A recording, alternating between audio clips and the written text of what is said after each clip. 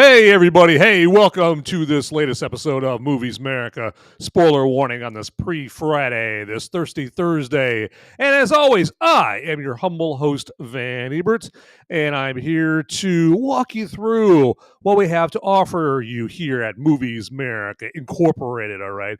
And so just in case you guys are a newbie, if any of you are newbies, you know, if you're new to the neighborhood here at Movies Merica, just a warning, this is the spoiler warning show. So this is a show where I'll be talking about, in this case, the movie is A Working Man, but I'll be talking about it in spoilery fashion. Now, that doesn't mean that I'm going to be going out of my way. Like, I'm not going to be like straining myself and twisting myself into a pretzel to spoil the movie. But keep in mind that as I talk about the movie, I'm not exactly going to give myself a migraine worrying about whether I spoil anything. So the spoiler-free show, that's on Sundays is when I do that. And so since I'm doing the spoiler-heavy show for A Working Man tonight, that means that last Sunday is when I did the spoiler-free show for A Working Man. So that's how that operates right there. I know. Fascinating, I know. Learning how the sausage is made. I know. Just, you got to love it. You got to love it right there. But in order to try to get myself out of this pickle, let's try this.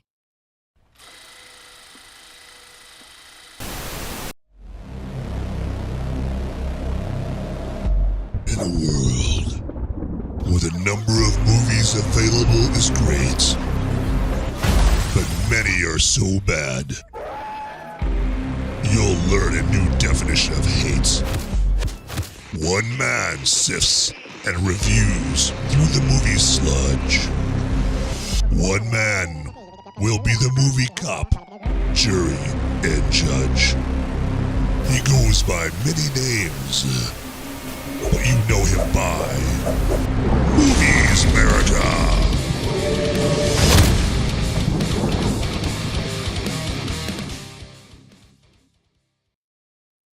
Howdy ho! All right, welcome back here. So, and just to remind you here while it's top of mind, you can live chat with me, and then I can in turn live chat with you here as we're going through this show. That's one of the perks, everybody. That's one of the perks, baby, for doing a live stream, all right? If I was doing what I used to do, which was pre-record these shows, well, I'd be shit out of luck, and I wouldn't be able to live stream back and forth with you, okay?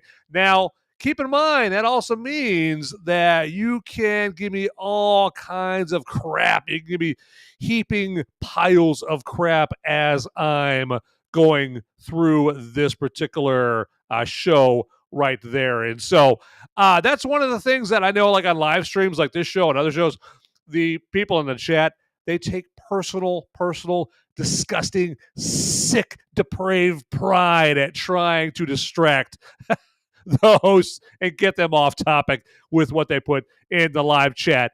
And you know what? We here at Movies Merica, you know what we think about that? We love that. We love it. We dig that about you if you try to do that here with the live chat right there. So, and again, you guys get to live chat with me about, you know, the Jason Statham movie, A Working Man, or any Jason Statham movie, or hell, any action movie. Let's go crazy. Any movie you want to live chat with me about. Really, when it comes to live chat, there are no rules, okay, when it comes to that. Unless you're kind of like one of those dickheads that like just comes in a live chat and just drops some link to something, you know, like, oh, I just made this movie. It's called Dirty Gym Socks, the motion picture. I want everybody to see my stupid movie. Here's a link, you know, without, you know, hello, hi, how you doing? Hey, good to see everybody in the live chat. Hey, Van, great show. I love your show. And so, you know, without even doing that, and they just come in blindly and they just drop a link because they're a complete dipshit. We don't condone that, but anything else in the live chat is fair game, as long as you're courteous and nice to everybody and all of that noise right there. All right. And then also real quick, anybody that you even remotely suspects would be into this show, go ahead and let them know about the show. Just send them the link to the show so they can jump in a live chat, or, you know, not everybody is available to jump in a live chat. I know maybe sometimes you can just listen or watch or something like that because, you're in the middle, you're giving a piano lesson to somebody, or you're making cookies or you're behind the wheel of an 18-wheeler or whatever, you're saving a bus full of orphans, whatever, you're doing a number of different things. All right. But anyway, without further ado, let's finally get into a Working Man here. And you know what? A Working Man, it did have a good week here. Let's check this out here. I want to share something here with you. I had a really good box office weekend, and now Snow White not so much here. Snow White basically got its ass kicked. All right. Instead of saying hi ho, a Working Man said bye ho, bye ho. Bye, ho. Okay, to Snow White there this weekend. And so as you see right here from the Hollywood Reporter of all outlets right there, they had to admit, I mean, it's hard to cover that up right there. Box office upset, blue collar drama, A Working Man beats Snow White with $15 million opening right there. The dismal performance of Snow White in its second weekend is more bad news for Disney, and they keep creating their own bad news. They keep bringing it on themselves. Disney does all these things where it makes it so easy. They create bad news for themselves. So no one's got to manufacture the bad news. No one's got to create it or cobble it together in a lab. Disney just does all this stuff that would make Walt Disney, roll and spin in his grave here, okay? But back to this. So yeah, the dismal performance of Snow White in its second weekend is more bad news for Disney. It puts the live action pick in official bomb territory after falling off a steep 66%. And then it says right here, we get a win for Middle America here because it says Middle America is taking charge of the box office, where David Ayer's blue-collar drama, A Working Man, beats Snow White in a surprise upset with a better-than-expected domestic opening of $15.2 million from 3,262 theaters. And then you'll see Snow White took an even less $14.2 million from more theaters. They were in 4,200 locations as opposed to the 3,262 for A Working Man.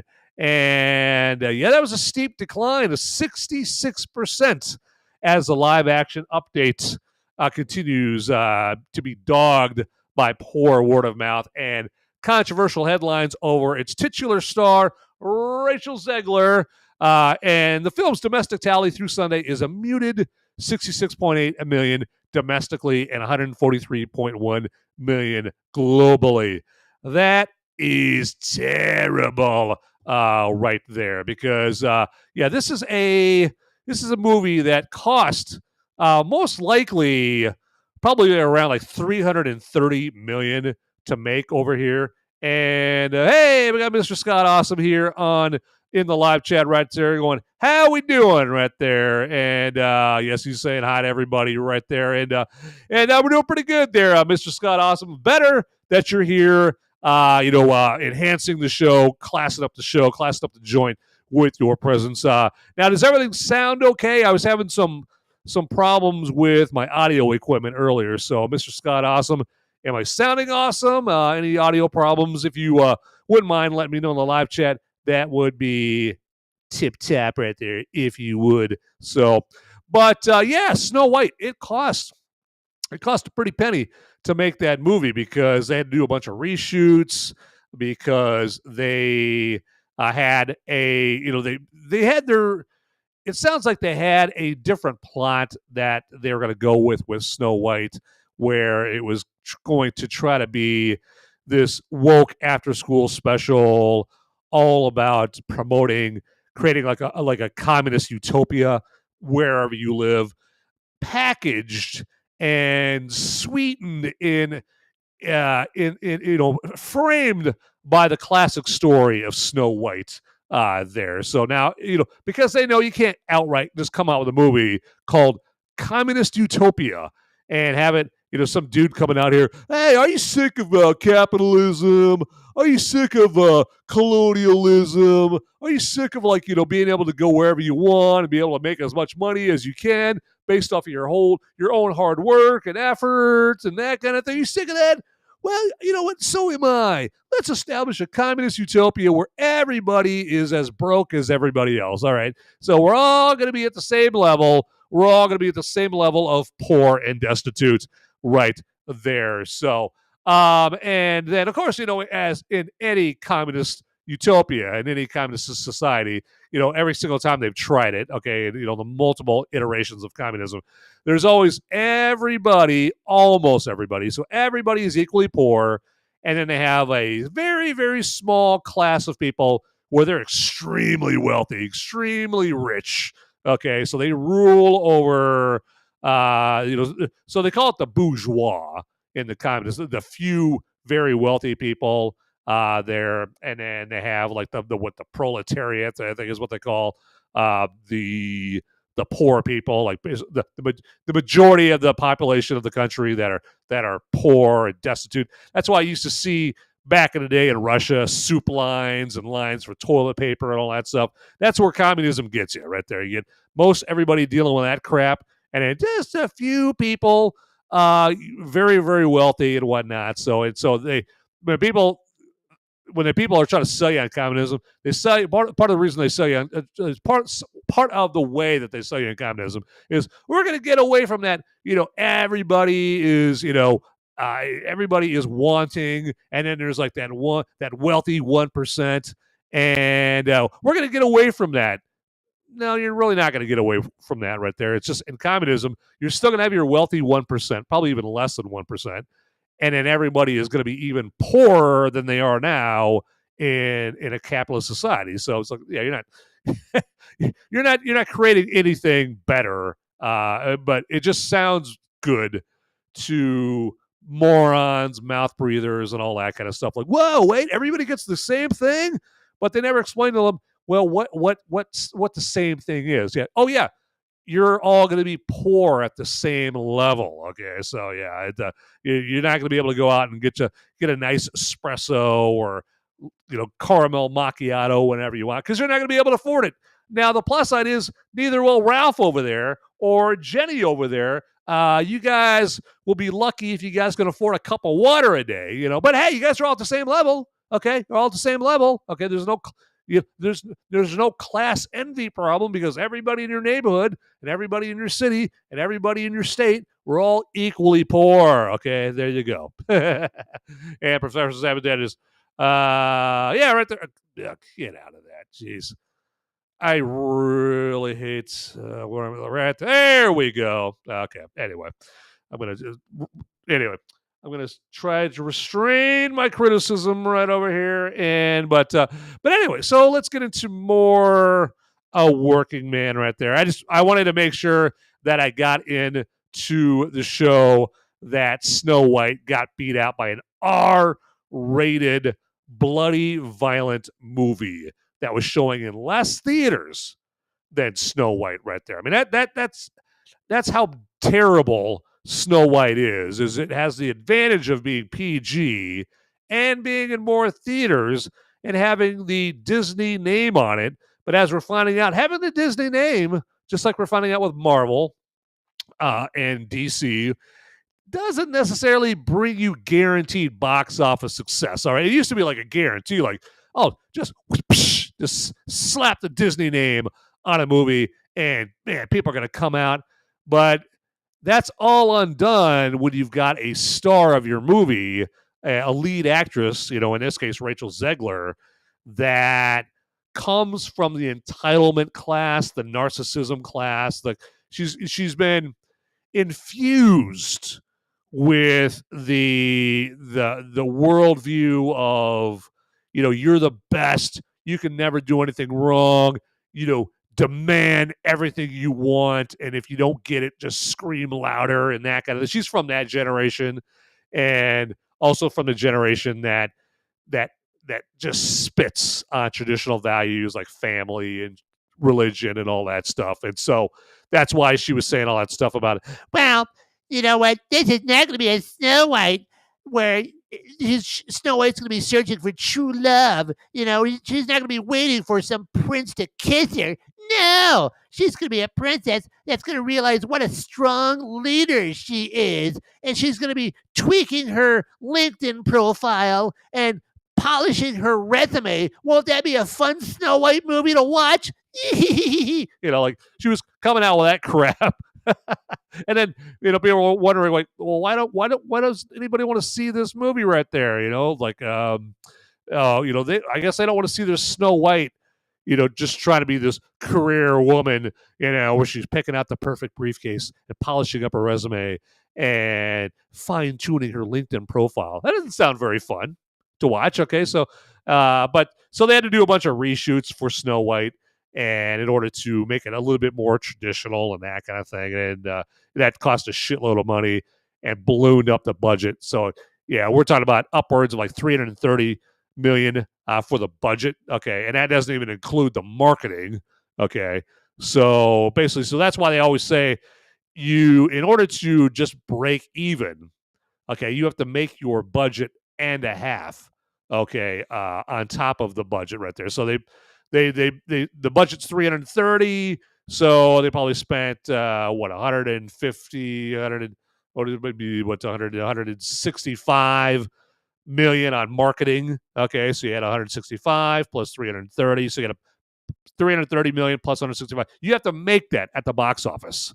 Okay, on top of the budget for the movie right there. So, and don't think it's going to work out so well right there. And Professor Statham, middle class is what pro-communists hate the most right there. Absolutely there. Because, they just, they don't sell how everybody's going to be the same. All right. They just leave everyone to assume like, oh, we're all going to be equally rich. Isn't that great? Because they know everybody that buys their line of bullshit, they don't read history. All right. They don't read about Stalin and Mao and Pol Pot and all these actual dictators, these actual psychopaths that have tried to instill communism and have failed gloriously. Well, I shouldn't say gloriously. They failed miserably and murderously and bloodily. Is that a word? We'll say in a bloody fashion they failed right there. So, but if you're some mouth breathing dumbass that's gonna believe the lie of a communist utopia, you're too lazy to do any reading and read history. So it's gonna sound pretty good to you right there. So absolutely. So yeah, good point, Professor Savage Dad right there. And that's an entire class of humans disproving their ideology right there. Yeah, exactly. Just if people would just read history, all right, it's not that hard. Now, I normally don't try to plug people's stuff right here, on that kind of thing. I don't try to do that, but I do. I'd say Jesse Kelly's. If you ever heard of Jesse Kelly, he's got a show on Rumble. It's called I'm Right with Jesse Kelly. He's also got a podcast. And he wrote a great book called The Anti-Communist Manifesto, and it explains all this about communism and all that stuff. So, and if they were to just read that book and learn about the history of communism, every single time, their orange-haired college professor would be, communism is the perfect political system. They basically tell them to go shut the hell up because they've actually read history. They've put the PS5 controller down and they've actually picked up a history book right there. So yeah, Professor Savage Dad, she's an insufferable cunt.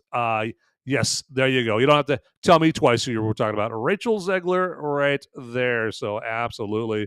And Professor Savage Dad, you and I park our car in the same garage right there. That is for sure. But enough about communism and Snow White and all that. I'm sure that's fascinating right there. But what I am going to do right now is I'm going to take a little tug off my beverage. And hey, that's my hint to you to, whatever you're drinking on tonight, go ahead and, toss it back because, what, at least for me, if you're an 8 to 5er like I am, the work day is done. It's time to kick back, put your feet up, relax, and grab yourself in my case, a boozy beverage right here. But drink whatever you want. Here you go. But anyway, enough yapping. Do more drinking.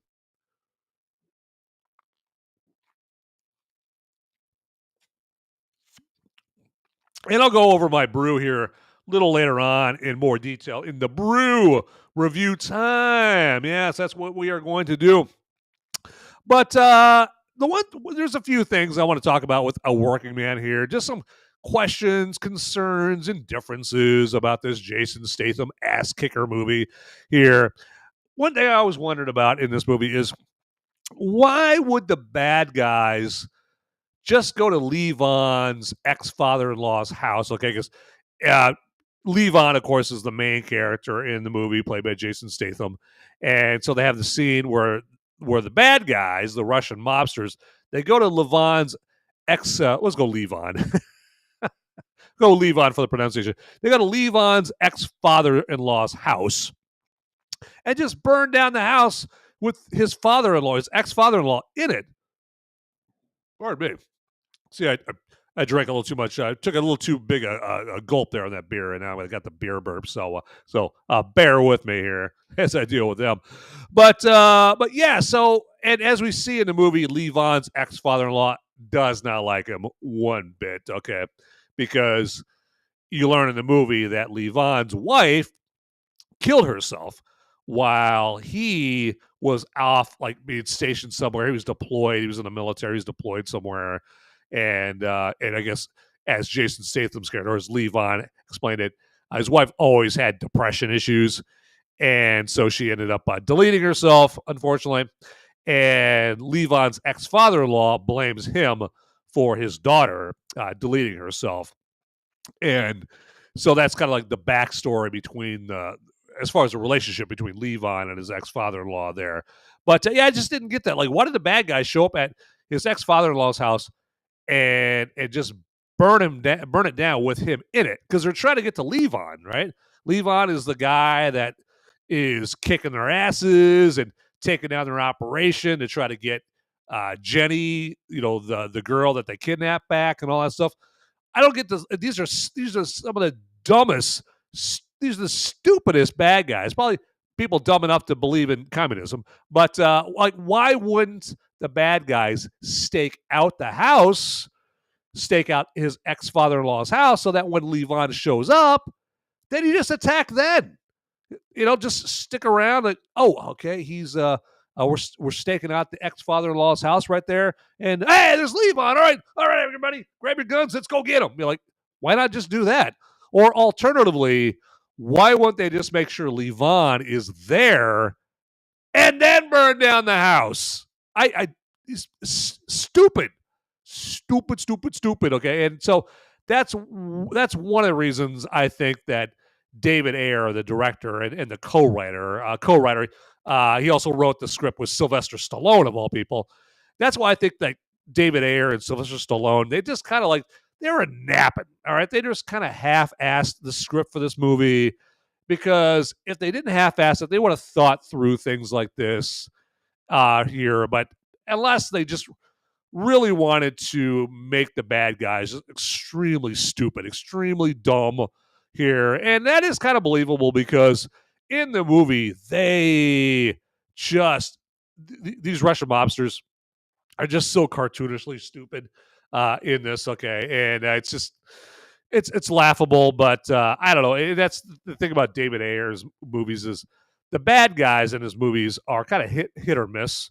There's sometimes, he makes his bad guys kind of, more serious and heavy and foreboding, and then sometimes he just makes them this cartoonish and kind of just mustache twirling villains and that kind of thing. So hey, we got Lindy Rigg 87 joining us here. Says, hey guys, happy birthday, Professor Savage Dad there. So hey, happy birthday to you, Professor Savage Dad. I did not know that right there, and that is cause for celebration right there. So Professor Savage Dad there, I don't know if he's old enough to start getting the what's it, the AARP stuff in the mail. There you go. But hey, you know what, if you don't celebrate Professor Savage Dad's birthday, and I got news for you, that means you're gay. There you go. You can't argue with Ice-T. Ice-T right there. I mean, Ice-T, the king of the New Jack Hustle from New Jack City right there. He has spoken right there. So, and there you go, right there. And hey, well, yeah, what we got here, and yeah, oh yeah, check that out. Check that out. He is 43 on 4-3. Uncanny. Uncanny. There you go. You need to go to the track with that or play the lottery or something like that. Get some number luck or something like that. So absolutely. So yeah, happy birthday to you there. And I don't know how to segue from that because I'm just so happy. But another question I have about a working man is, what was the purpose of making David Harbour's character blind? I just don't get that. I mean, it's just was it to try to add maybe some heft or character to the story or something like that? Because it really doesn't there. Just kind of comes off as gimmicky. It didn't add anything. I mean, maybe they did it so that they could more easily explain why David Harbour's character, and I forget his name, I don't care, why he wasn't going with Levon to go out and kick some baddie ass, because David Harbour's character, it's revealed that he was in Levon's military unit. Okay, they were like both military badasses, and David Harbour's character suffered some kind of injury that took his eyes out, took his sight out, and so maybe that's the reason they made his character blind. I don't know. I mean, maybe they're going to throw in some segment here where he was going to start playing the piano and do a Stevie Wonder impression or a Ray Charles impression. I don't know. You never know with David Ayer and his story. Apparently, they took that plot point out. Pardon me. But to that end, if they're going to make him blind to explain why he's not going out on an ass-kicking tour with Levon to kick some rusky ass, then to that end, why just say that Levon told David Harbour's character, hey, he works better alone, nowadays, and he needs him to hang back to watch over his daughter. Like, that would be a very plausible explanation right there as far as why David Harbour's character is not going out there and taking ass and kicking names right along with Levon there. So, but I just think that just making him blind, I just thought was some kind of stupid nonsense and didn't really make sense right there for you there. So, and yeah, Ice-T telling gay black men they are gay for over a decade there. So yeah, and what a proud tradition that is there. He's carrying on the proud American Ice-T tradition of telling gay black men that they are in fact gay. And so, and I think his first subject was, of course, Barack Hussein Obama, right there, explaining to them that, hey, dude, okay, you're dating a dude with a bigger Adam's apple than you and has a bigger hog than you. Now, I know you like to call her Michelle, but really her name is Mike, right? Yeah, we know. I mean, you guys dispose of that cook at your house because he realized the truth about Big Mike, and you guys had to get him swimming with the fishes right there. I know. So that's why, Obama was Ice-T's first recipient of the you're gay message right there. We all know that. I mean, I'm not telling everybody or anybody anything they don't know already. So I don't even know why I even brought it up again, because we all know that. There you go. We got some heavy drinking going on here tonight. You know what? And I dig that about you guys in the live chat right there. To that end, I'm going to drink over here because I know I'm fighting. I've got this thing, and you guys could probably relate, where you get sick, you get really, really, really sick. And it's not like you get really, really sick and it just kind of like goes away, in a few days or something like that. It mostly goes away, but then there's like this like symptoms that just kind of stick around, in a very subtle way for a little bit. And that's what I'm dealing with right now. I got like mild congestion and a tickly throat. Is that a word? Is tickly a word? What's a word now? A ticklish throat. There we go. Yeah, a ticklish throat. It kind of makes you like feel like you're gonna cough. Not a good condition to be in when you're in the live stream business where you're talking and, yip, yip, yip, yip, yip, yip the whole time. Okay. And my day job involves a lot of talking too. So that's just great, when you have a nice little, tickle in your throat right there and you're just trying to talk. And so beer helps. Here we go. To that end, here we go.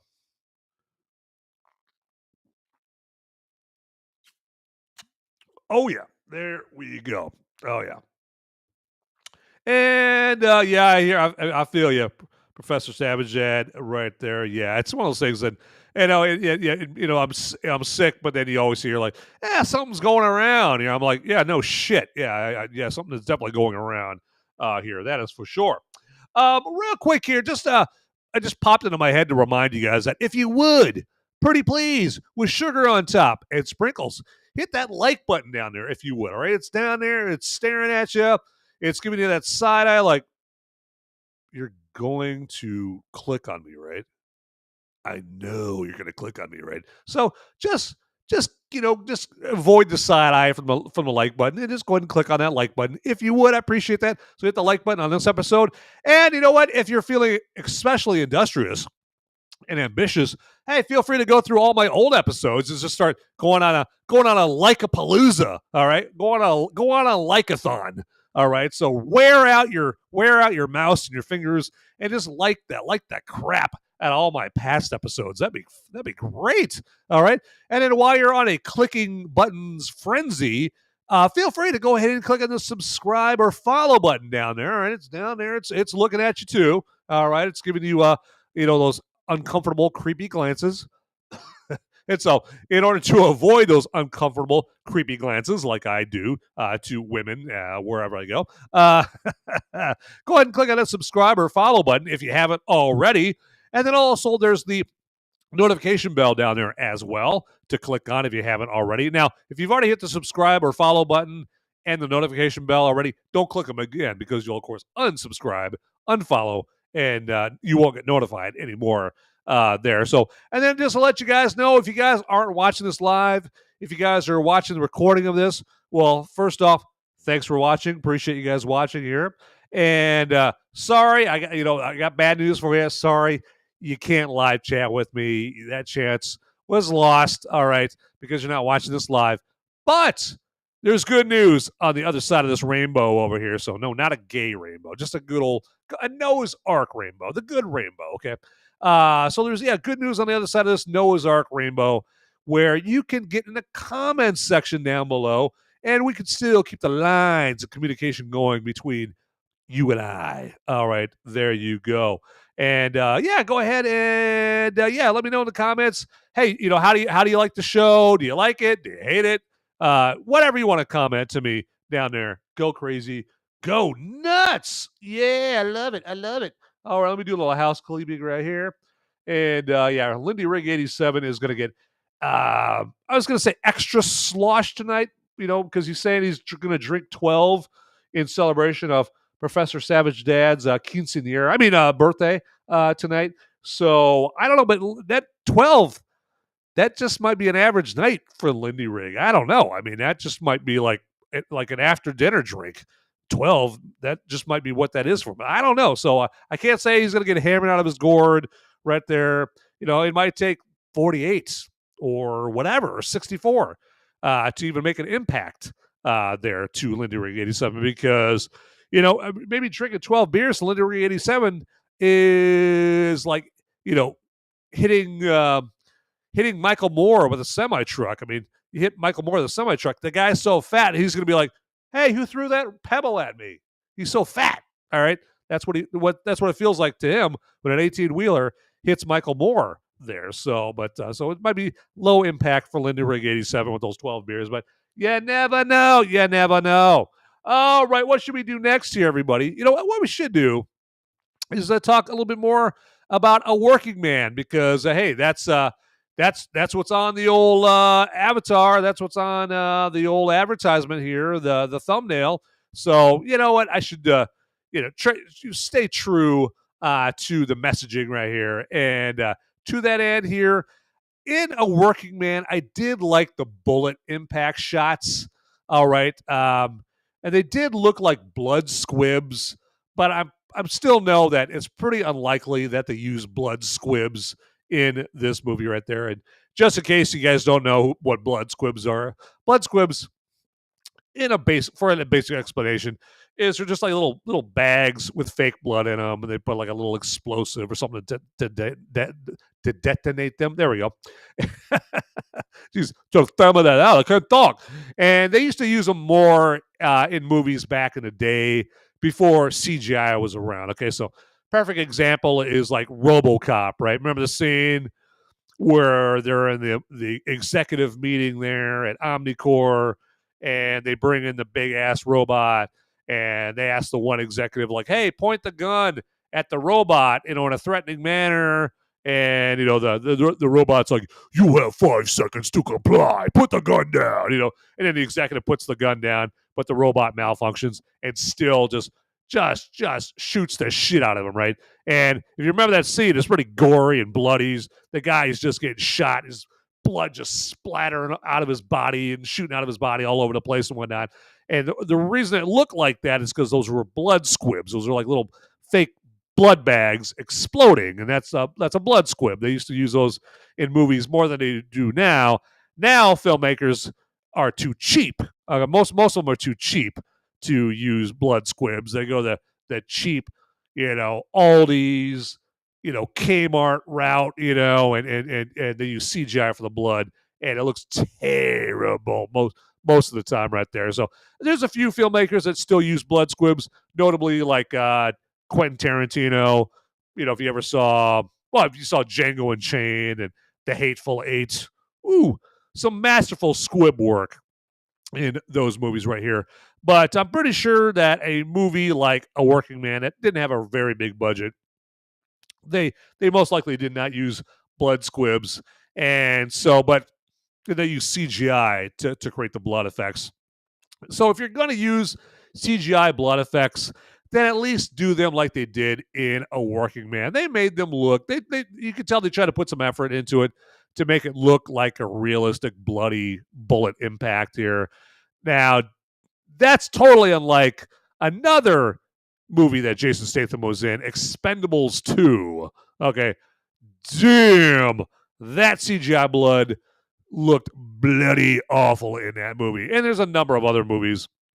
And there's like at least a couple of Sylvester Stallone movies where the CGI blood, they just didn't even try. Okay, they didn't even try to make it look realistic. It just looks like some terrible, the video game Doom from 20 years ago, blood splatter from that, where it just looks like crap. There was the movie Rambo that came out back in 2008, 2009, where Sylvester Stallone did the Rambo. It basically just did a Rambo movie where John Rambo is obviously very, very old. Okay, much older than he was in the 80s Rambo movies, all right? And that movie, he used a combination of blood squibs and CGI blood.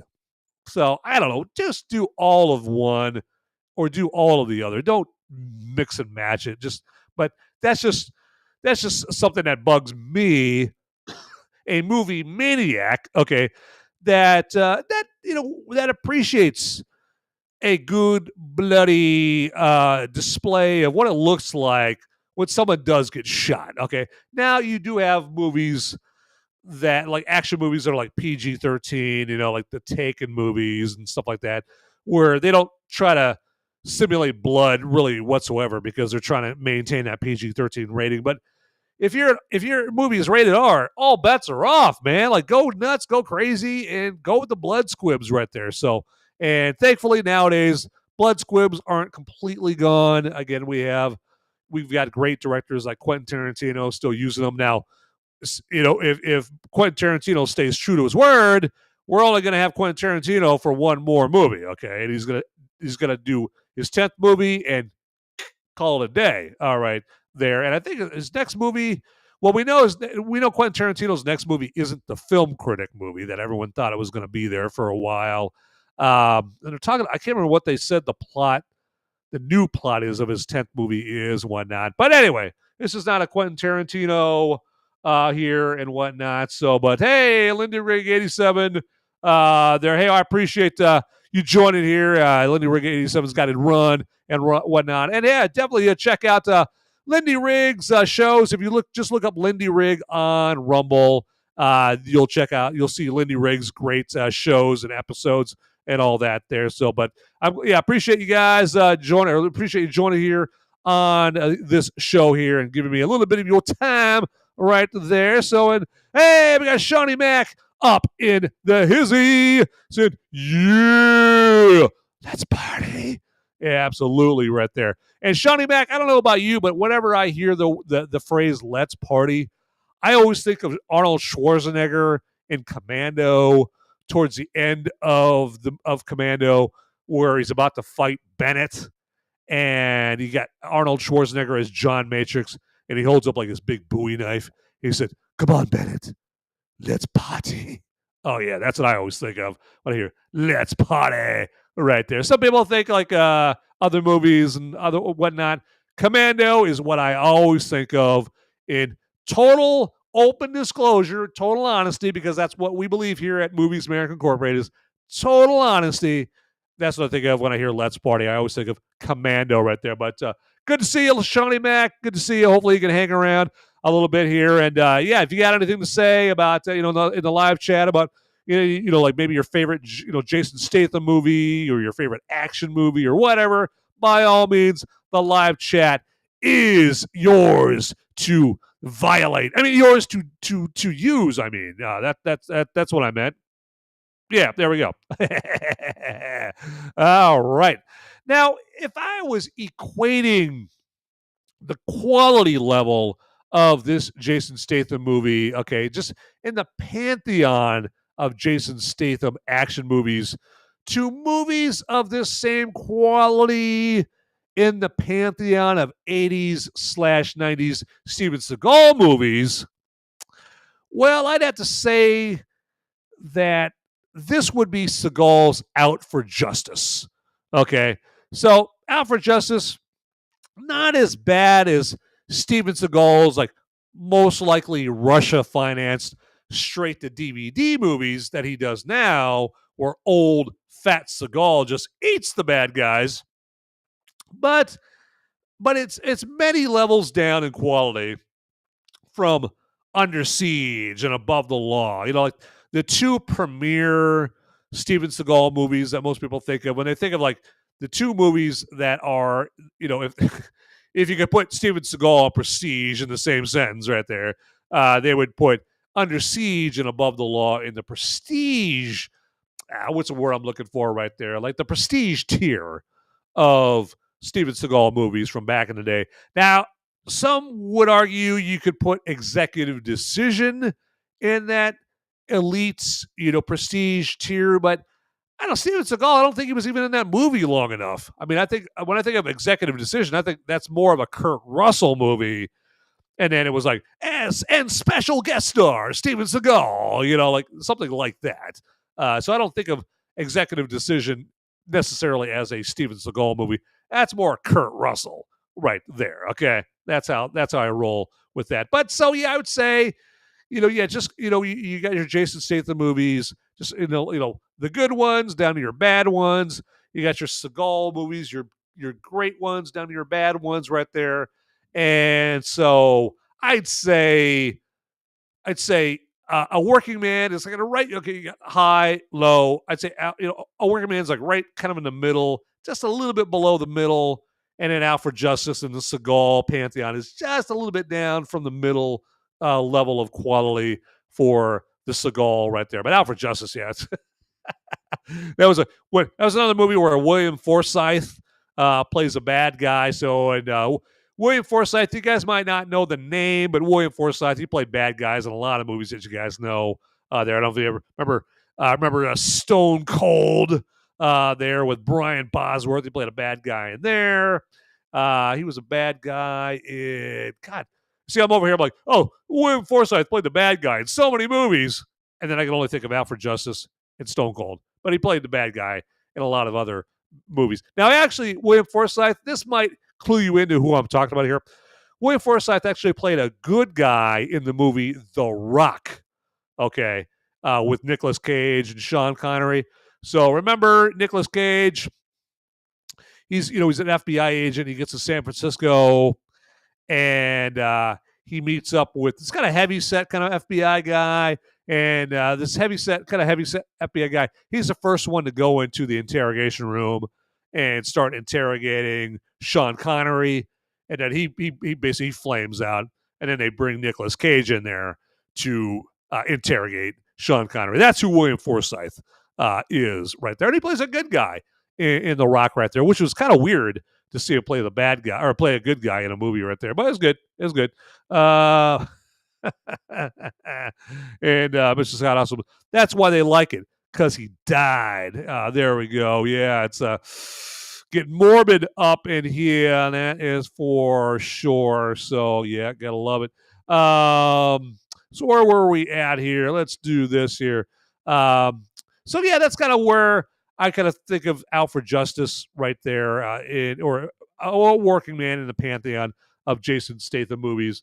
And so that's my honest opinion right there. That's how we roll with this. So, all right, we're almost to one of the favorite segments of the Movies America shows right here, according to the voting public here. So, and you know what? Who am I to argue with the voting public? They know what they like here with this next segment, and I'm about to give it to them right there, because that's what I'm all about. I'm all about audience, audience satisfaction there. That's how we roll right over here. And so, as you can tell, I'm trying to stall for time while I am trying to. There we go. All right, I'm trying to find this.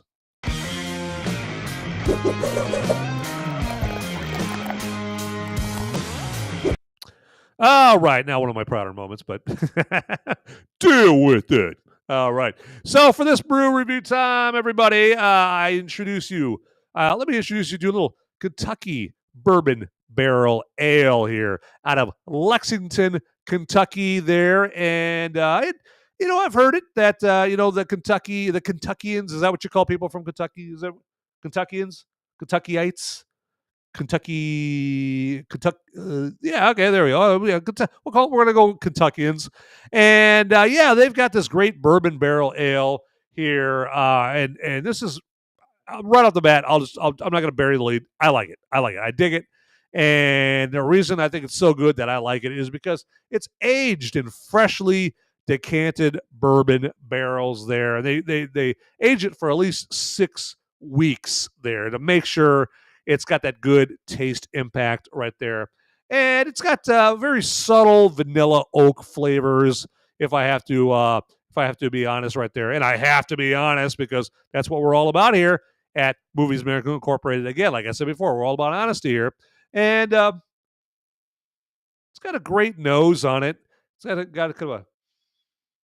got a very appealing nose to it there, kind of nutty, as Austin Powers would say. It's a bit nutty there. But what I like about it is not only is the flavor good, it's robust. It's a robust flavor, but it's not overblown, all right?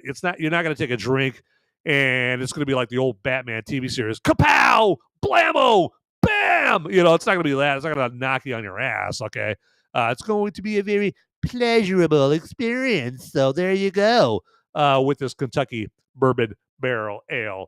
And it comes in at a 8.2 on the alcohol by volume scale. So it's got a little bit of a hit for a beer, that is, right there. But now, I don't think this is the kind of beer you're going to fill up the cooler with and drop it in the bass boat, for a fishing trip.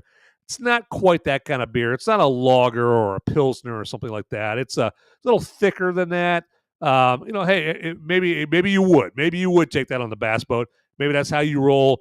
More power to you. But different strokes for different folks and all that right there. But I have to give it my recommendation, and I am not getting any money from Lexington Brewing, who brews this particular beer here. I'm not getting any money from them. And so totally objective review.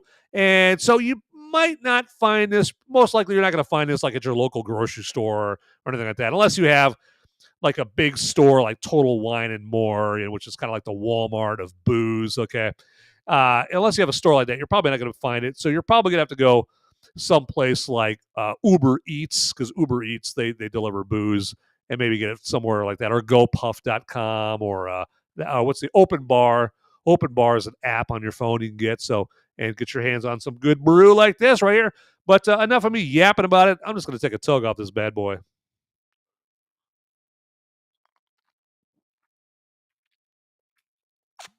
Excellente. Very good right there. And so that has been Brew Review Time.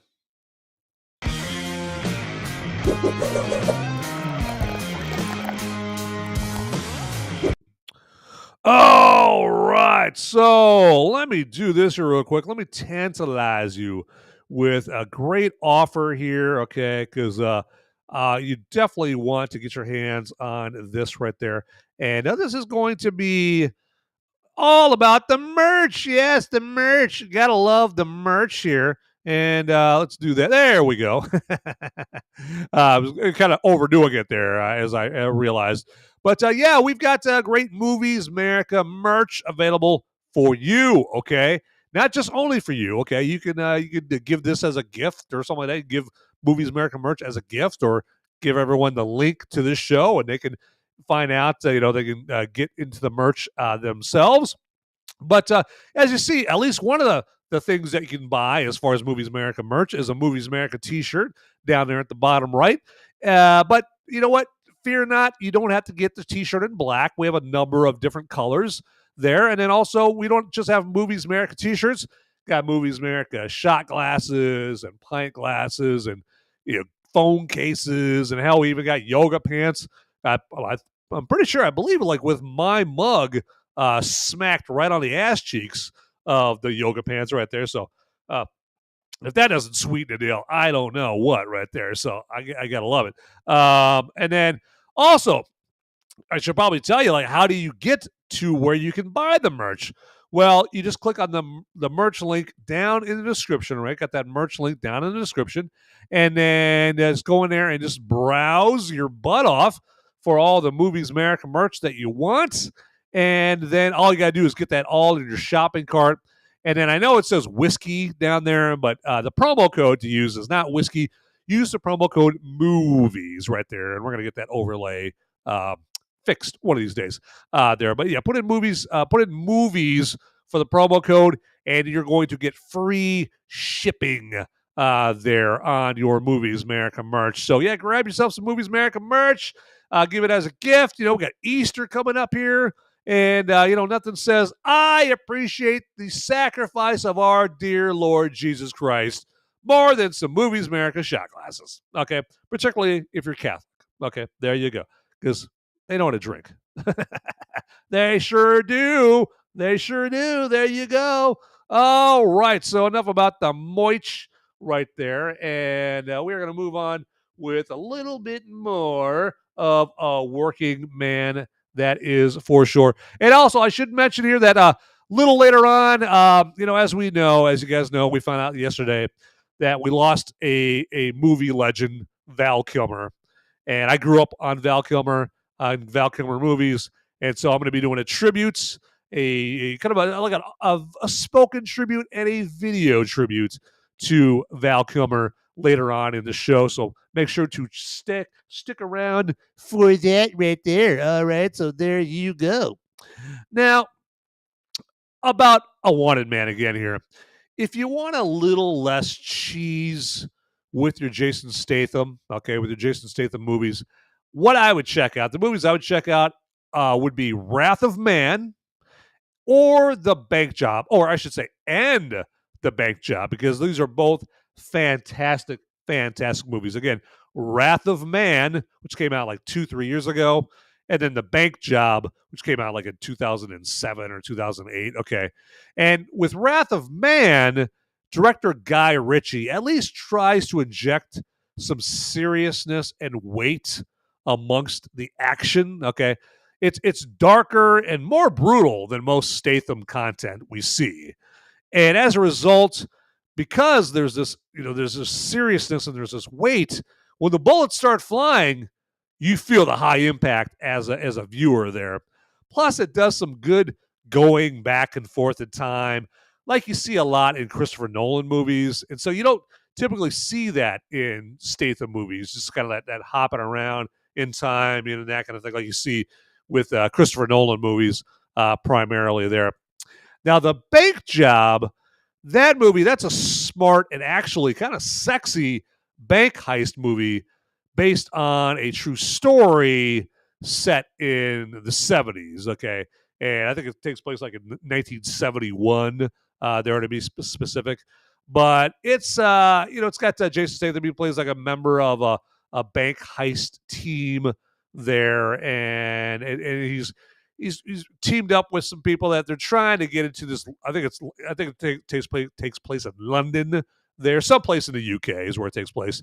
And this movie, it's got back and forth, witty banter. Kind of like like Guy Ritchie movies. Now, this, like The Bank Job, was not directed by Guy Ritchie, but the banter back and forth kind of reminds me of the banter you saw in like Lock, Stock, and Two Smoking Barrels, and Snatch, and Rock and Rolla, and other Guy Ritchie movies of that ilk right there.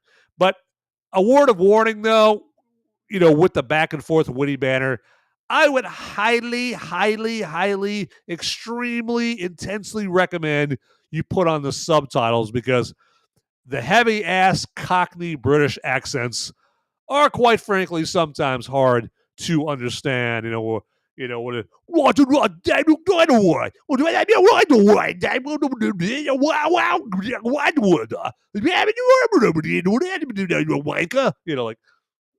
what did he say? Let's turn on the subtitles on the remote control. Now, there we go. Yeah, but wow, okay. He just said he wanted a bagel with some cream cheese and someone to wash his car. All right, okay, there you go. All right, I would have never gotten that. I would have never gotten that out of why do I the boy? Okay, so and just another thing about A Working Man is A Working Man features the Russian mob in the kidnapping plot, as I've mentioned here before. And quite honestly, they are laugh out loud, F-bomb dropping cartoon characters with guns in this movie right here, as far as like just the Russian gangsters. You even have a couple of mob enforcers who look like they made clothes out of someone's curtains. And then they go on to say, hey, it's their actual clothing brand. Okay, so it looks like someone just took some curtains down from someone's windows from back in the 70s and just cut out some armholes and some leg holes. And it's just embarrassing looking. They're trying to be all gangster. They're a couple of white dudes, but they're trying to be all hard and from the streets and from the hood and trying to be all gangster. So there you go. And they look goofy as hell. And so, but they say it's their clothing brand. So again, main point is these Russian mobsters and A Working Man are a bunch of just clowns. All right, they just might as well just be traveling to and fro in a bunch of clown cars here. Now, a better movie to watch to get a more serious depiction of the Russian mob is David Cronenberg's Eastern Promises, starring Aragorn himself, Viggo Mortensen. All right, and you guys might have seen that movie already. That movie came out in 2007, 2006, 2007 there. And it's a great movie. Fantastic movie. It's brutal. It's very brutal. So, and the mobsters in Eastern Promises would be disgusted by the Russian mobsters in A Working Man, and probably would call them a word that rhymes with bag and starts with an F, and then execute them. So that's what they would end up doing. The legit hardcore Russian mobsters in the David Cronenberg movie Eastern Promises. And Viggo Mortensen's really good at it. Naomi Watts is in it. It's got Vincent Cassel or Castle, or I've never figured out like how to pronounce Vincent Cassel or Cassel's last name right there. It's got Armin Mueller-Stahl in it. It's got number of actors in it that you'll be like, oh, I know that guy from that show and that movie and that show and that movie and all that stuff. So, and it's a hard watch as far as violence. It's got some pretty brutal violence in there. It's got probably the most famous scene that involves a naked dude with his twig and berries all jingling and jingling the whole time during the fight. It's got the most famous instance of that kind of fight ever right there. So whenever you're like, hey, what was that movie? What was that movie where the dude was fighting the two Russian mobsters with his dick and balls hanging out? Like, oh, Eastern Promises. Eastern Promises. There you go. There. It's a good identifying factor or a good something to key in on to identify Eastern Promises and what that movie is and all that good stuff right there. So, but Eastern Promises, I would more highly recommend you watch that movie than A Working Man for sure there. So, all right, let me do this here. I want to let you guys know about a great sponsor that we have for the show right here. And that great sponsor is Flip City Magazine, all right? And right now, if you're an inquisitive person like me, you're asking yourself, well, what kind of magazine is Flip City? Well, sit down, relax while I tell you what kind of magazine it is. So it is a humor magazine. It's a funny magazine, and that is not doing it justice, all right? That's an understatement right there when I say it's a funny magazine, okay? So one way to kind of put it in perspective is, remember Mad Magazine, Cracked Magazine back in the day, where you could open up a Mad Magazine with Alfred E. Newman and all the other stuff they had. They had like the movie parodies in it. And you could open a Mad Magazine, and you could get yourself a good, dependable laugh, okay, from Mad Magazine. Well, not so much anymore because they kind of went woke, okay? Trump broke all their brains, all the writers, all the editors, everybody that works at Mad Magazine and Cracked. They're all, mega uber liberal, and Trump broke their brains, and now they're just, a bunch of TDS turds, but not Flip City. Flip City doesn't care about politics, all right? It's not trying to make you Republican, not trying to make you Democrat, not trying to make you independent or those god-awful Green Party people. God. No, it's just trying to make you giggle, okay? And that's all Flip City is all about right there. But instead of hearing about it from me, because you've heard enough from me about it, let's hear it straight from a Flip City source.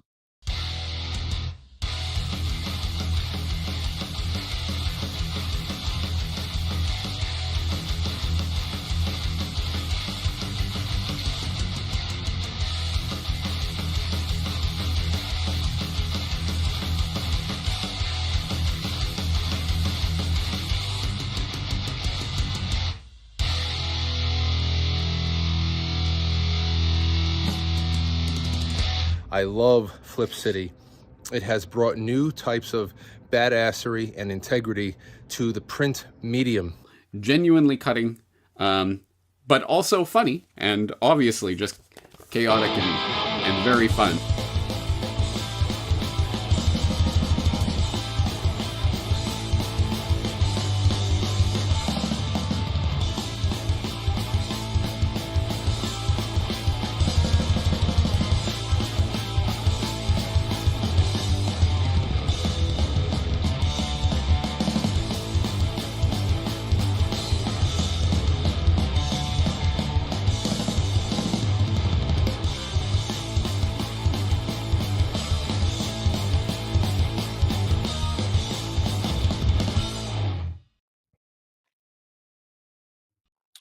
All right. So now you should be tantalized.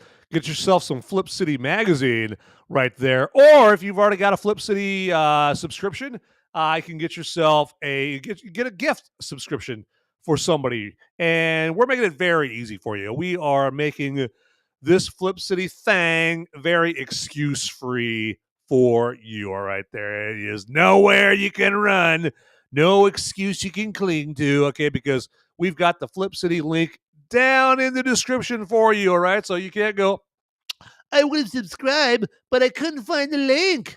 Nope, the link is right in the description down below right there, okay? And then and once you get down there, once you pick out your subscription or you sign up for the subscription, make sure to put in the promo code MOVIES, and you're going to get 10% off your order of the best non-woke magazine around right there. So, and just to show you that I'm not asking you to do anything that I haven't done already, because, I always believe, you need to be a servant leader, right? You need to lead by example. There we go. And always be the first boots on the ground and the last boots to come off the ground, right? And so to that end, I've got myself my Flip City magazine right here. Look at that. Doesn't that look like some prime grade A top choice Flip City magazine? Look at that. So beautiful, all right? And you see the gleam and the shine coming off of that right there. You got the great artwork, and you just got a number of different things in this magazine. Make sure you can see all that. Crosswords. Got some great artwork there. Yeah, there we go. Cartoons.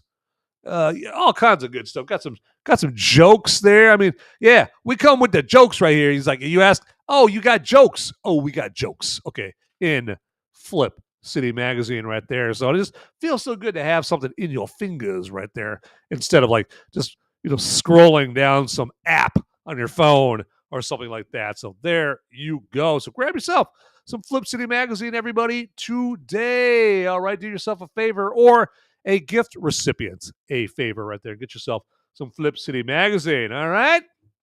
All right.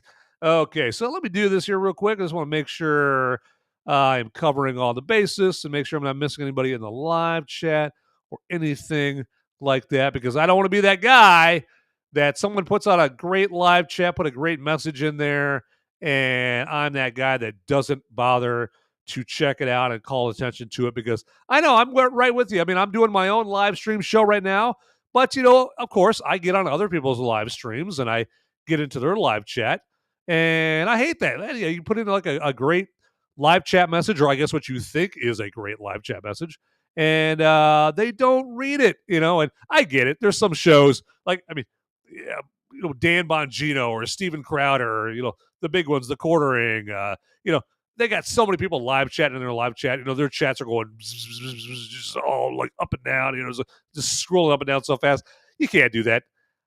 I know it's hard to believe. I am not quite the Steven Crowder level quite yet. I know it's hard to believe. I mean, any day now, I'm sure, but for right now, I am not there. So I don't want to leave anybody's live chat out there. I don't want to be that guy. All right, so I don't want to be there. Don't want to be that.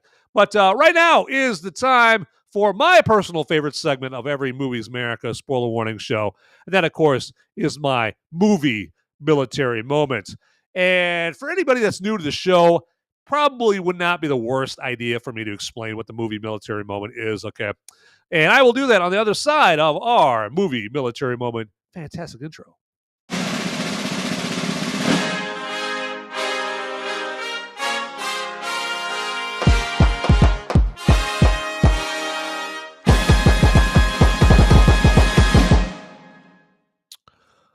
All right. So the movie military moment, what it is it's a moment that I've bestowed upon myself, or an opportunity, if you will, to pay tribute to anyone that has been awarded the Congressional Medal of Honor for serving our country. Okay. They may have made the greatest sacrifice. They may have died in action as part of whatever they did to be awarded the Congressional Medal of Honor, or they may have survived, you got a mix of both right here. And so I'm ex-mil or ex-military.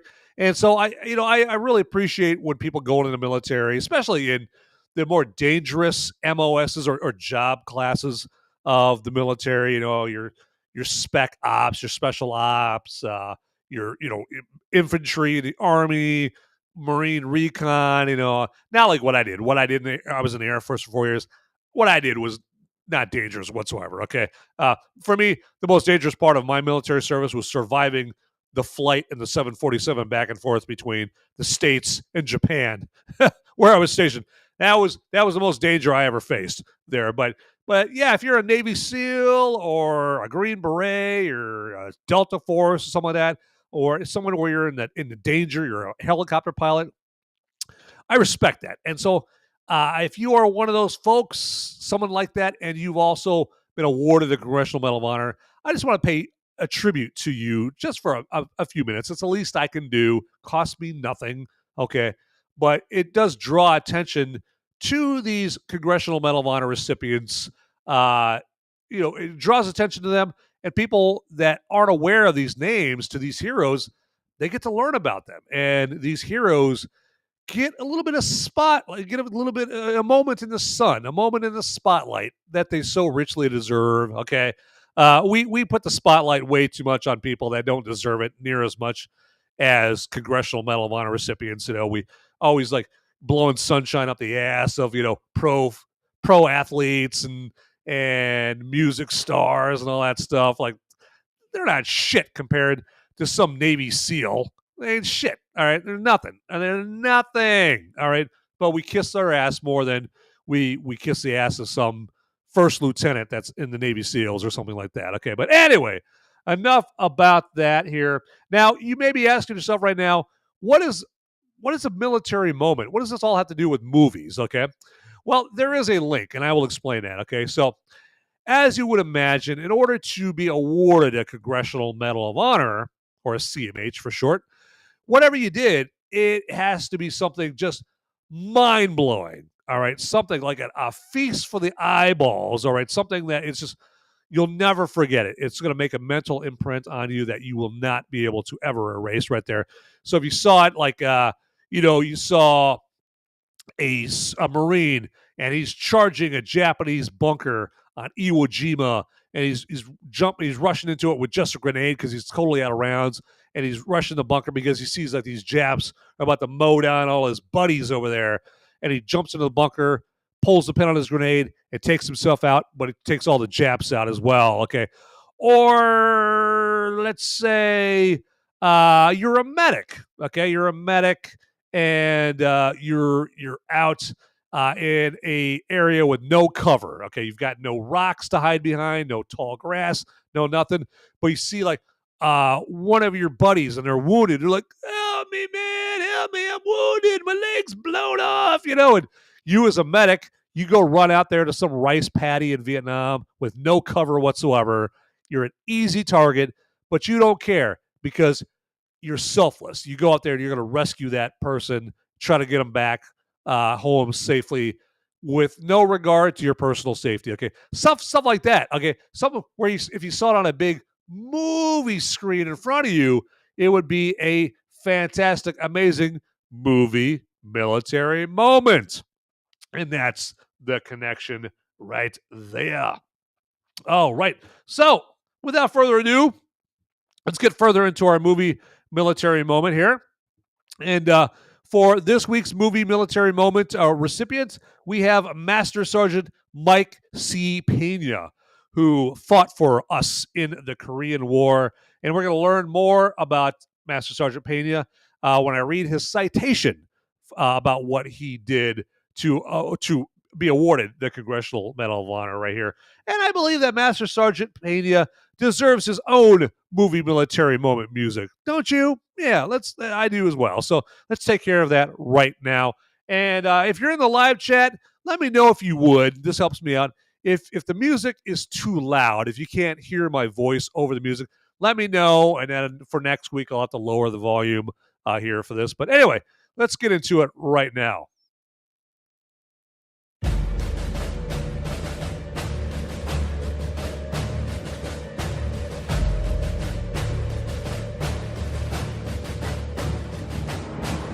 This is the movie military moment. And for this movie military moment, we pay tribute to Master Sergeant Mike C.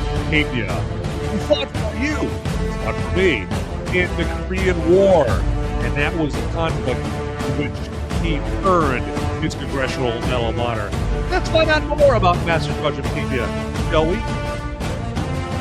Master Sergeant Mike C. Pena distinguished himself by acts of gallantry and intrepidity above and beyond the call of duty while serving as a member of Company F, 5th Cavalry Regiment, 1st Cavalry Division during combat operations against an armed enemy in Wagwon, Korea on November 4th, 1950.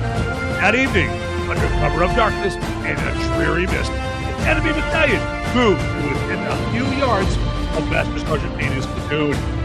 Recognizing the enemy's approach, Master Sergeant Pena and his men opened fire. But the enemy's sudden emergence and accurate point-blank fire forced the friendly troops to withdraw. Master Sergeant Pena rapidly reorganized his men and led them in a counterattack, which succeeded in regaining the positions they had just lost. He and his men quickly established a defensive perimeter and laid down devastating fire. But enemy troops continued to hurl themselves at the defenses in overwhelming numbers. Realizing that their scarce supply of ammunition would soon make their position untenable, Master Sergeant Pena ordered his men to fall back and man a machine gun to cover their withdrawal. He single-handedly held back the enemy until the early hours of the following morning, when his position was overrun and he was killed. Master Sergeant Pena's extraordinary heroism and selflessness at the cost of his own life, above and beyond the call of duty, are in keeping with the highest traditions of military service and reflect great credit upon himself, his unit, and the United States Army. And we salute you, Master Sergeant Flemyng D. Pena, for what you did for America and for what got you awarded the Congressional Medal of Honor. And that has been our movie military moment.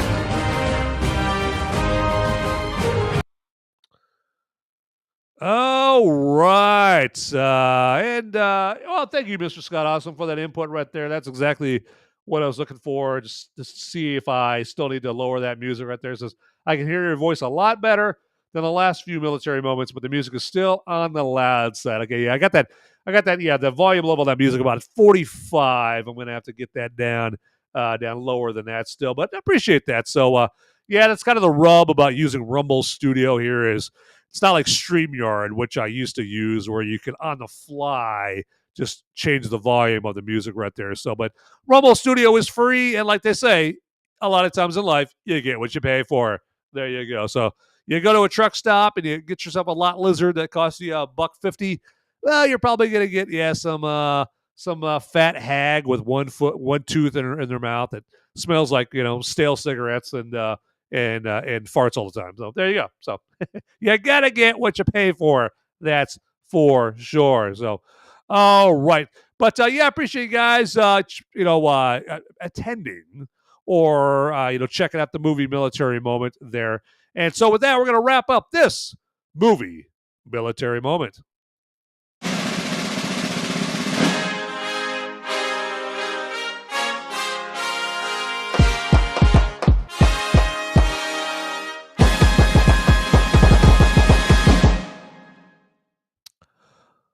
All right, what should we do next here on the Movies Merica Spoiler Warning Show on this pre-Friday, this Thirsty Thursday? All right, so it's almost a weekend, everybody, almost a weekend, and I know it's time to relax here. Got one more day if you're like a Monday through Friday, 8 to 5er like me, who just kind of does this as a side hustle. You got one more day, and then it's Alice Cooper, "School's out for the summer time." Okay, there you go. But it's going to be, works out for the summer. There you go. Or, for the weekend.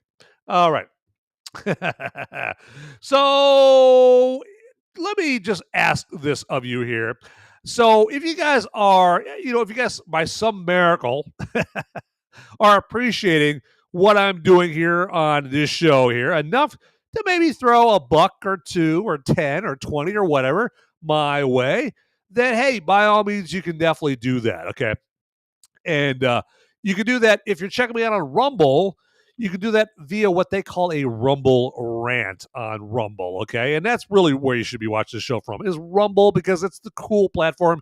YouTube is kind of the old, corny, ancient, antiquated platform, that likes to censor people all the time and doesn't really believe in free speech. YouTube just believes like they need to be our mommy and daddy and curate and censor what I and you see and that kind of thing. Not Rumble. Rumble's like, we're going to put whatever on there. We're not going to put, real violence or, illegal stuff on there. But outside of that, we're gonna put anything on there. And then if you don't like it, hey, just don't watch it. Okay, that's Rumble's mantra. So that's why I always recommend watching it on Rumble, because it's the cool new kid on the block right there. So if you're watching this on Rumble, the way to throw a buck or two my way is via, again, what they call a Rumble rant. And the way you do that is down by where you type in your live chat message there. There is a button with a $sign on it. Just click on that. It'll just ask you how much you want to, throw my way as far as dollars. And that's it. Very simple. Now, if you are still watching me on YouTube, which, you know what, push come to shove, as long as you're watching me, okay, you watch me on YouTube if you must. I know signing up for new things like Rumble is scary. Okay, I mean, if you sign up for Rumble, it's going to ask you, like, your name, your address, or not your address, your name and your email address probably, and then have you establish a username and password, and that's it. You just got to do that one time, and you're going to have a sweet Rumble account there to watch the show on there, and you're not going to have to worry about censorship or anything like that. So, because you're an adult, right? We're adults. We don't want any entity to go like, you're children. You're really children. You really are children, even though you're adults. But you're really children in our eyes.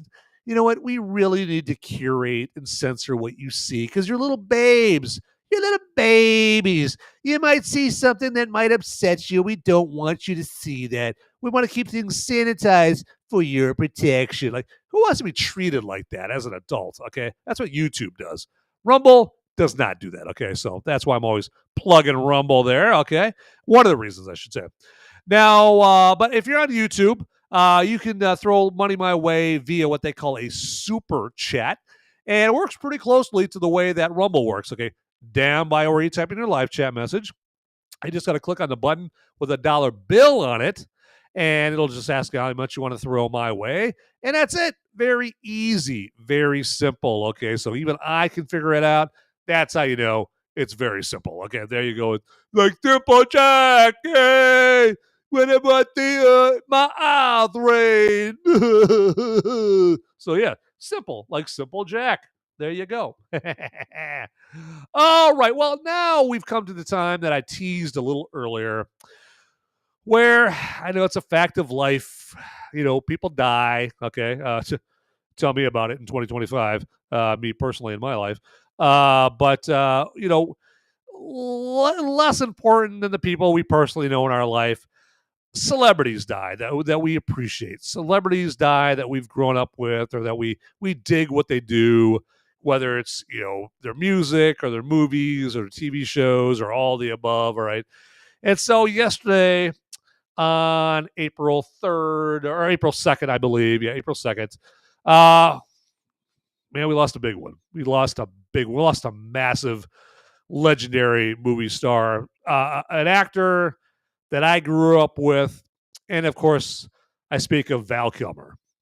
And Val Kilmer, geez, I'm starting to get kind of choked up as I'm talking about it, because he reminds me of my teenage years. Okay, because he came out with Top Secret in '84, and then he was in Real Genius in 1985. And when Top Secret came out, I was 11 years old. When Real Genius came out, I was 12 years old. And I thought those movies were so funny, so cool.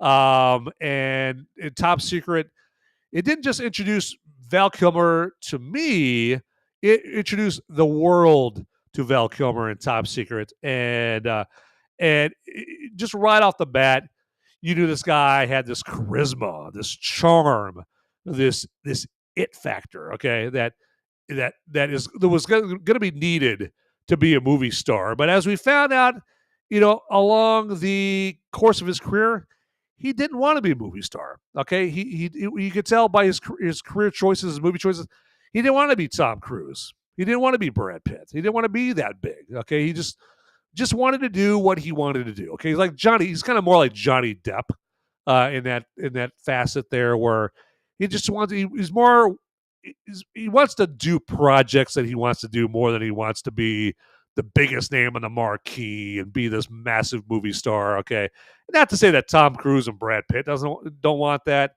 and that they don't do that, but they clearly have made moves that have made them just massive, massive movie stars. But Val Kilmer, he's kind of just more of the kind of the bohemian kind of, kind of on the kind of from the bohemian ilk of actors there.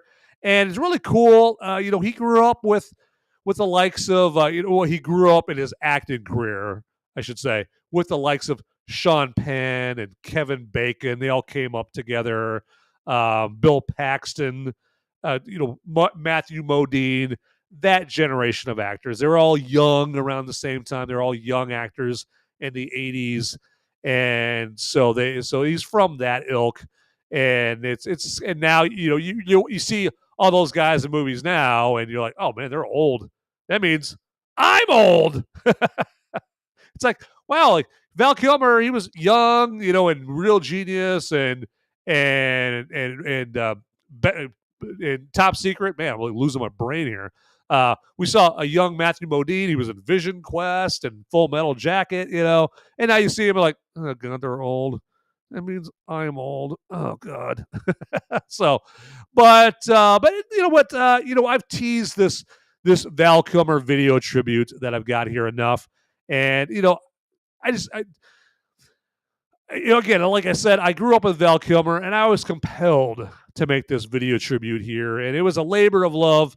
But I got teary-eyed, I'll admit, making this video tribute to Val Kilmer because I love movies. I'm a movie maniac. I'm a freedom-fueled film fanatic, and Val Kilmer is one of those actors that I grew up with in the movie world, and I think this video tribute kind of helps illustrate what I'm talking about here.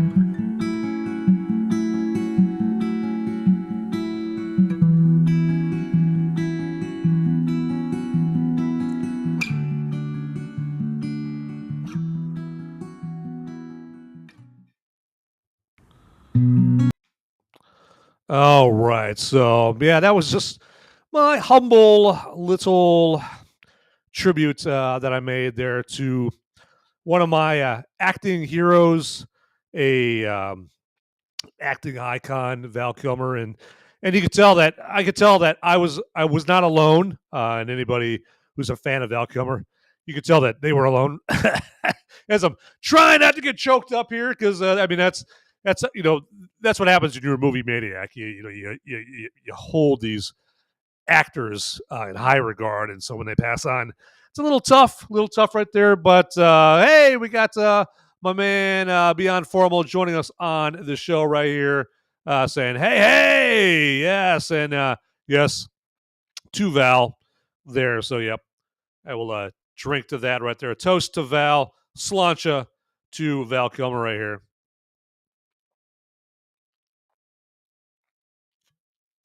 Yeah. And yeah, I mean, we saw this an outpouring of tributes on social media up yesterday from celebrities, from regular folk like you and I. There, we had what Martin Scorsese was paying tribute to him.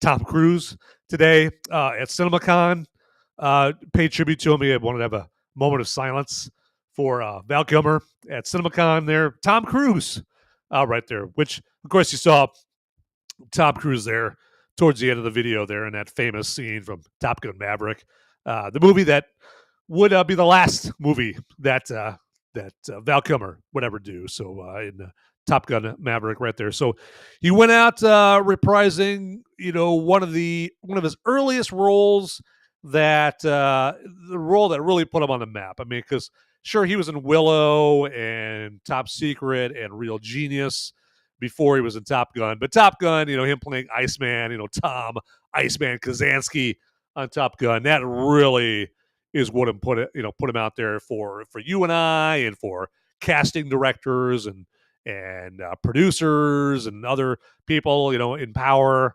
studios in Hollywood. They really caught the eye with him playing Iceman in that. So to me, I always thought it was surreal when Val Kilmer got the role of Iceman in Top Gun, because I just knew him as like this goofy, wisecracking, kind of nerdy, nebbish kind of character from Real Genius. And I guess in Top Secret, he played like a leading man, kind of a studly Elvis type character.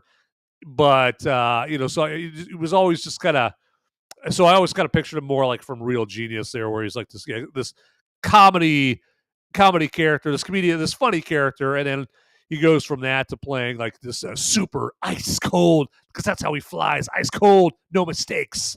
Goes from that to playing Iceman in this highly stylized movie, directed by Tony Scott and produced by Jerry Bruckheimer and Don Simpson, and in Top Gun right there, and that's the thing. That's this probably the well-known story is that Val Kilmer did not want the role of Iceman. He found out he got the role, and he said he wasn't inflated by hearing that. He was deflated by hearing that he got the role, because he's one of those guys. He's one of his faults, but he's kind of anti-military there, and so playing a fighter pilot really wasn't up his alley. Okay, he's one of those guys, like, he just kind of forgets that, well, the military is a big reason why we don't have China and Russia attacking us and conquering us and that kind of thing. It's a really big reason we're not speaking Chinese and Russian and German and all that stuff. You have to have a military. You got to have a military there, because unfortunately,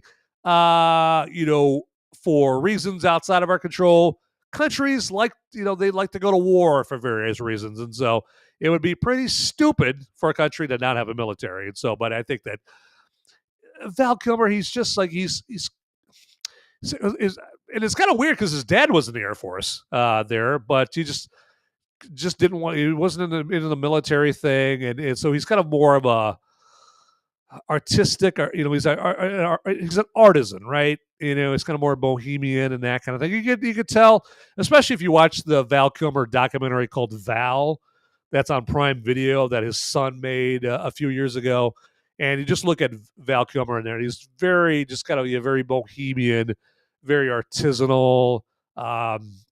He's God, I'm struggling. I've just got to be a better word that I'm thinking of right here. But he's all about the arts and hey, peace and love, everybody. That kind of person, right? Kind of a hippie, right?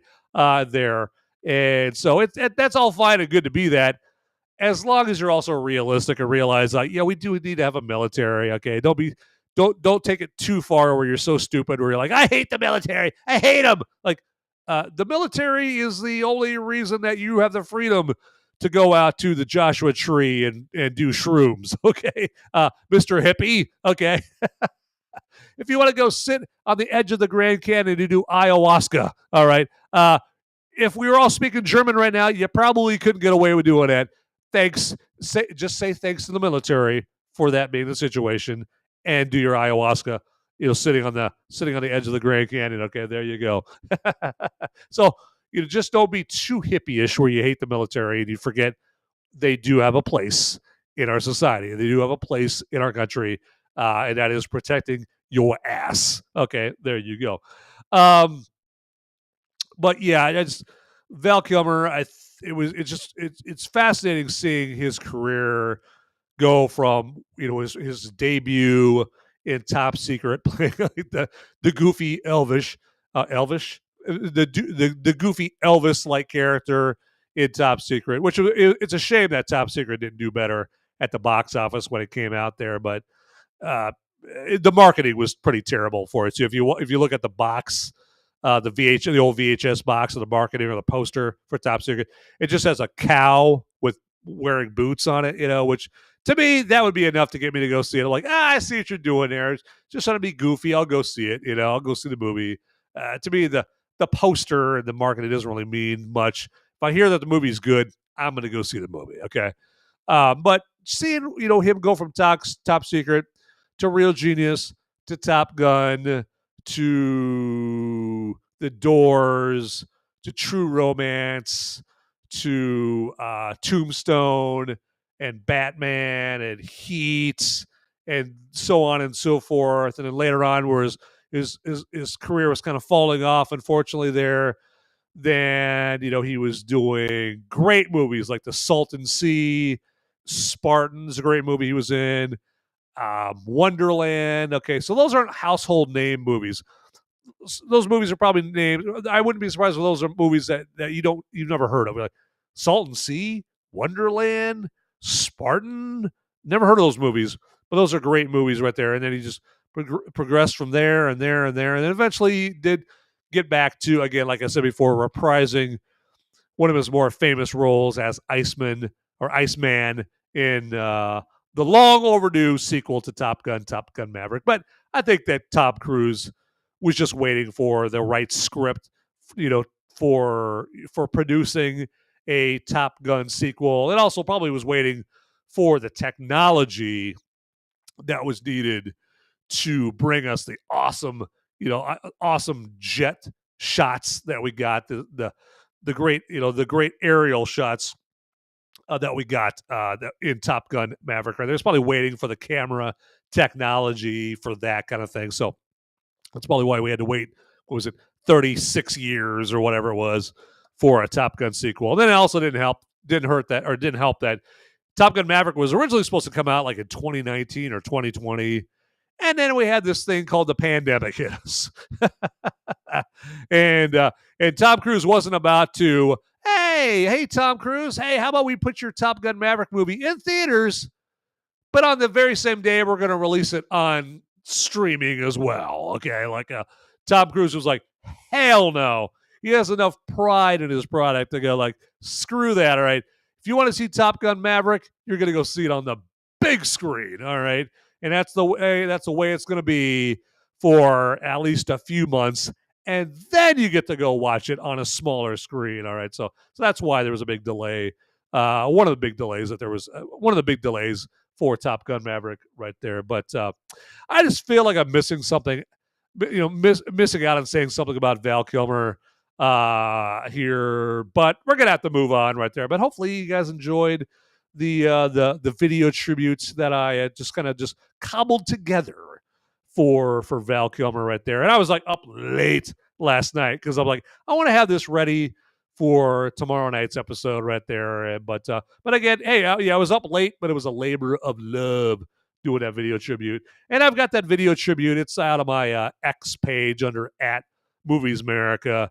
You can check it out there. I think I'm gonna put it on my Facebook page later on tonight as well. And I'm under Movies Merica, obviously, on Facebook as well. You can check out that Val Kilmer video tribute that I did out there as well. So, all right, let's get out of here. And Beyond Formal. Yeah, I just appreciate you joining the show there, Beyond Formal. And Beyond Formal, he's another guy. He's another showrunner on Rumble. So if you just search for Beyond Formal, you'll find his great shows out there as well. So check that out. And I think I don't know if it's his most recent episode, but he did a recent episode where, he went out to the Trans Day of Visibility, basically demonstration or a protest that was in Chicago, and he was out there mixing it up, rubbing elbows with the freakazoids out at the protest in Chicago right there. And so I got to. Unfortunately, I haven't got to see the whole thing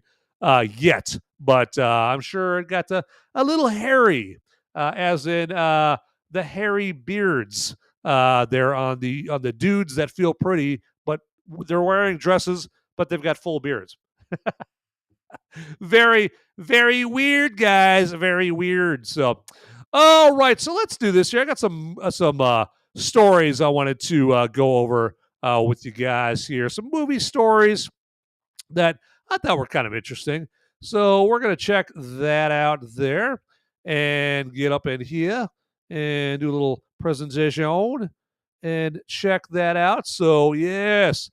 So let's do this here. What's the first story I want to get into here? So, well, the first story that I wanted to go into is, so we got the story here where David Zaslav, he's the CEO of Warner Brothers, and he wants to focus on big IP movies more than he wants to focus on filmmaker-driven projects. So kind of more like homegrown, artistic or art-driven projects. He wants to focus more on big IP movies at Warner Brothers there. And so my retort to that is, when I wrote my response to that, in my mind, I was like, duh. I mean, audiences have been telling Zaslav and other big, time executives in Hollywood that, they don't want to see original content. Okay. They don't want, if some film director or some screenwriter has got this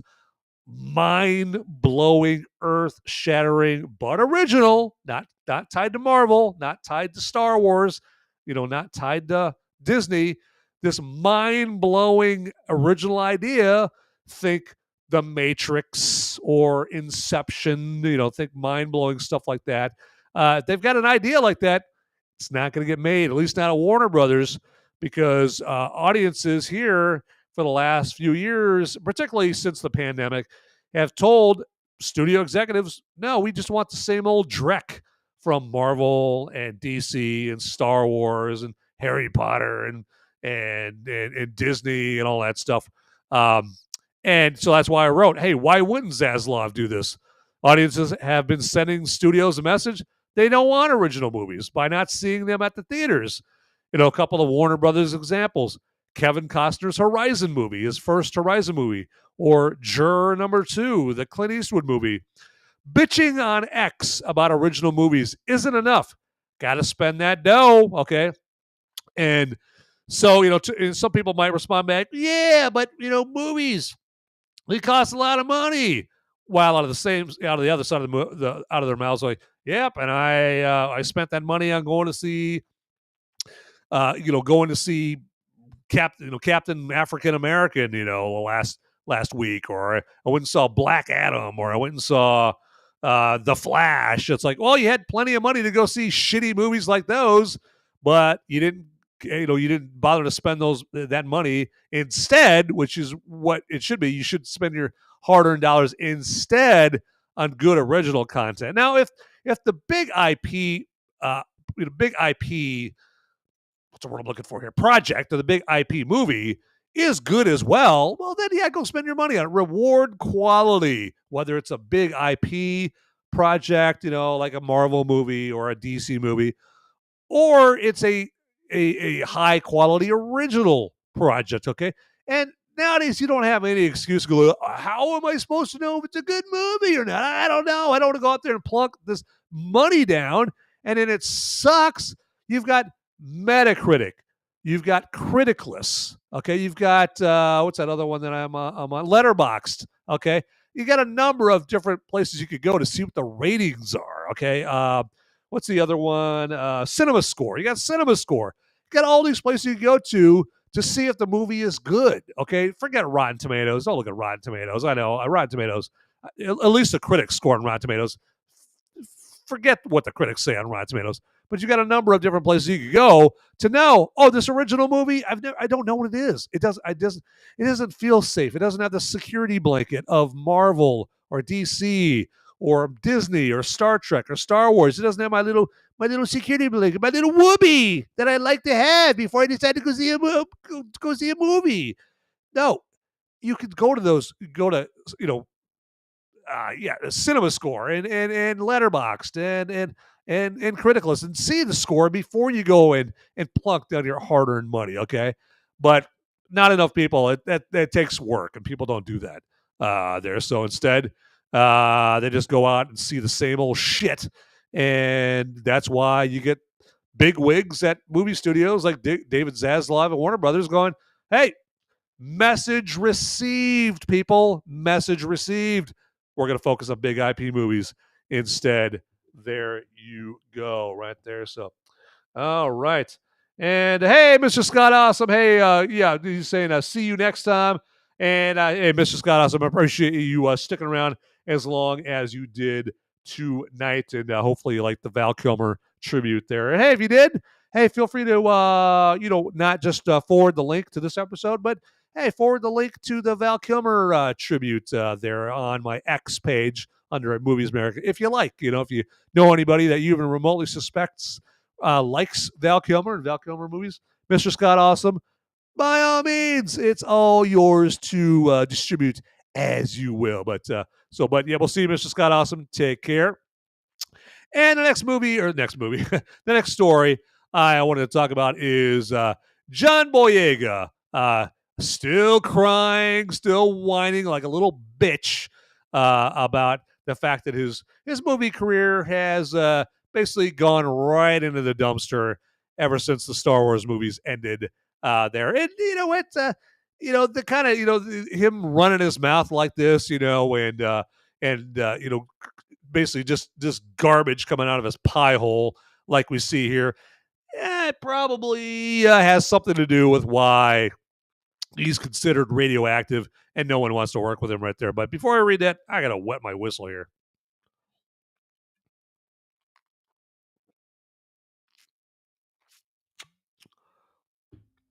All right. Okay,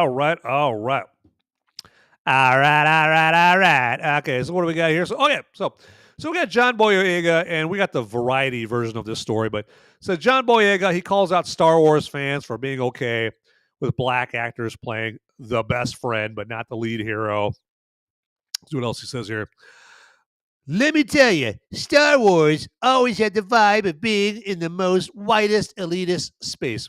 That's a racist statement right there. Flip the races right there. So as if you say, Shaft always had the vibe of being in the most black hood space. If I said that, people would rightfully would be like, whoa, that's pretty racist. All right, that's pretty. It's pretty narrow-minded there, Van. So right off the bat, Boyega is displaying his rampant racism right there. It's a franchise that's so white, again racist, that a black person existing in it was something you can always tell. It's something when some Star Wars fans try to say, "Geez, where did this guy learn how to write?" Well, we had Lando Calrissian and had Samuel L. Jackson. And it's like telling me how many cookie chips are in the cookie dough. Well, they're telling you how many cookie chips are in the cookie dough because you're the one bringing up how many cookie chips are in the Star Wars cookie dough. If you didn't bring it up, they wouldn't bother to tell you how many cookie chips are in the cookie dough. It's like they just scattered that in there, bro. They're okay with us playing the best friend, but once we touch their heroes, once we lead, once we trailblaze, it's like, oh my God, it's just a bit too much. They're pandering. So this guy is just a whiny bitch over here whining about this. And so this guy is like, he's totally radioactive. No one wants to touch this guy, at least not for any kind of big IP projects or anything like that. So expect him to be in, at least one, if not many movies where, they're bitching about, white people, and it's going to be movies that basically are just outright racist towards black people or towards white people. Kind of like that. What was it? The American Society of Honorable Negroes or something like that, whatever that movie was, that totally flopped. It basically made about $2 at the box office there, last year sometime there. So there'll probably be a lot of racist movies like that right there, because as we know, we live in a time right now where it's okay to be racist. Just be racist towards white people. It's okay, because you can be racist towards white people because the white people, even though white people nowadays had nothing to do with slavery.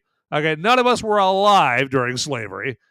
Most of us were not alive during Jim Crow laws. And by the way, Jim Crow laws were started and maintained by Democrats. Okay, by Southern Democrat state legislatures. There you go. There we go. Yeah. Hey. So Mr. Scott Awesome, unfortunately, went and saw Snow White. Says he's like 3 minutes behind. Oh, there you go. All right.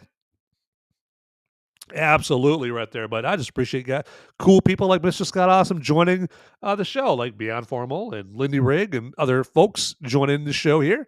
But so yeah, let's move on from this story, because I just don't want to look at John Boyega's face anymore. Oh yeah, I had to add another post to this, because this story just got me all worked up here.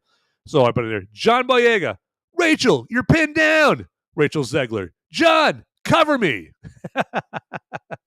Because Rachel, she's like, she is persona non grata. She's been the one that's just run her pie hole to the point that she basically just, she really, really just did a number on the movie Snow White that Mr. Scott Awesome's talking about. And she's asking, hey, John Boyega, hey, I've got all this heat on me, man. Cover me. All right. Can you get everybody off my scent? John Boyega's like, hey, no problem, man. There you go. I'll just run my pie hole and prove what a complete asshat I totally am. So anything to help you out there, Rachel. There you go. But yeah, it's just the news that I wanted to go over there with you on this episode of Movies Merica. Whoa, what the?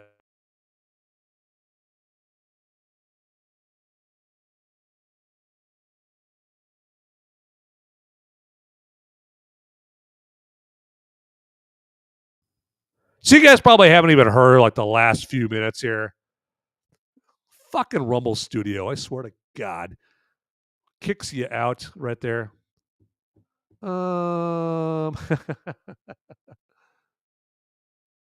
Oh yeah. Probably talking about Steven Seagal right there. P.S. On a side note, Steven first 5 movies were his best. Oh yeah, absolutely. I would let's go through them all there, Mr. Scott. So we got Above the Law. What was the next one after that? Was that maybe the one God, what was that? Oh, okay. So I only cut out for 5 to 10 seconds. That's all. Okay, good. Okay. Oh, well, I wish I wouldn't cut out for it all. So we got Above the Law, Mark for Death, Hard to Kill, Out for Justice maybe came next. Then I think after Out for Justice was Under Siege. So yeah, I'd say I'd say first 5 movies. There you go, Steve. Mr. Scott, awesome. Yes, we park our car in the same garage on that opinion right there. That Steven Seagal's first 5 movies were his best. Out for Justice, not that great, but it was in his first 5 movies, and it is better really than anything. What I would do is, if it's possible, I would switch. I would put Under Siege. What was that? Under Siege Dark. Oh yeah, Under Siege Dark Territory. So Under Siege 2. I would swap Under Siege 2 Dark Territory in for Out for Justice right there. So his best movies were Above the Law, Mark for Death, Hard to Kill, and Under Siege and Under Siege 2. There you go. Those are the first top 5 Steven Seagal movies right there. Okay, so yeah, definitely not the direct to streaming direct that he does right now as the Goodyear blimp, formerly known as Steven Seagal. There, absolutely. So, oh, right there. Yeah, I know it's Rumble. Rumble Studio is being a complete turd there. And Beyond Formal, I'm assuming you probably run into that sometimes too. If your stream goes too long, you get kicked out by Rumble Studio there. And I think me and Lindy Rigg, well, he probably determined this well before I got involved. But yeah, usually around the 2 hour 10-minute mark, or when you're getting close to 2 hours, is when Rumble Studio kicks you out or something like that. So I don't know, but anyway, to that I guess that's my cue to hurry things up here, right there.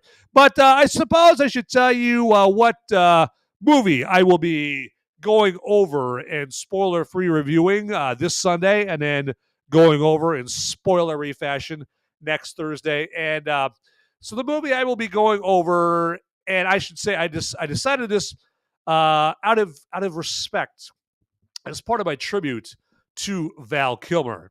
And because of that, that influenced my decision to make this week's movie The Salton Sea. And that, of course, a lot of you might be like, what the hell? What is The Salton Sea? What is that? Was Val Kilmer in that? I've never even heard of that movie. What is that? What kind of Val Kilmer? Salton Sea? What is that? So, yes, he was in The Salton Sea. And yes, you would be right. It's definitely one of his lesser known movies right there. Undeservedly, though. Undeservedly. It should have been one of his best known movies right there. Should have been up there with Heat. Okay, should be up there with Tombstone. Okay. Not up there with Batman, because Batman, that's a big tentpole summer movie that The Salton Sea was not trying to be. He's not trying to be some big tentpole movie. But yeah, so The Salton Sea is what I'll be going over this Sunday, spoiler free. And then next Thursday, a week from tonight, I will be getting all spoilery with The Salton Sea. And you know what? I'm going to let the cat out of the bag. Watch The Salton Sea. Now, that's usually what I would do on Sunday, is I would let you know, is it worth seeing and whatnot? You know what? But I'm so gigged for The Salton Sea. I love this movie. Now, I get it. The title, it's kind of a loser. All right. It's not a very appetizing, enticing, come and watch me, kind of title. Okay. The Salton Sea. Like, if you're not from California, you're like, what the hell is the Salton Sea? The Salton Sea is a location out in California. It's called the Salton Sea. Okay. And part of the movie, The Salton Sea, takes place out at the Salton Sea, hence the name of the movie. I would have recommended they probably call it something more enticing, but that doesn't take away from the quality of the Salton Sea. Okay. So that will be what I will be going over on Sunday's Movies Merica live show. And I should check to see where can you watch the Salton Sea? Let's go to IMDb and see where you can watch the Salton Sea. All right, there we go. Let's see here. So the Salton Sea. So looks like let's go over here and check that out. Share that out. Go back there. and do that. So it looks like The Salton Sea. You can check it out. That's on Prime Video. You can rent it on Prime Video. Search it on Amazon there. So it's not a movie that's like at all kinds of different places that you can get for free.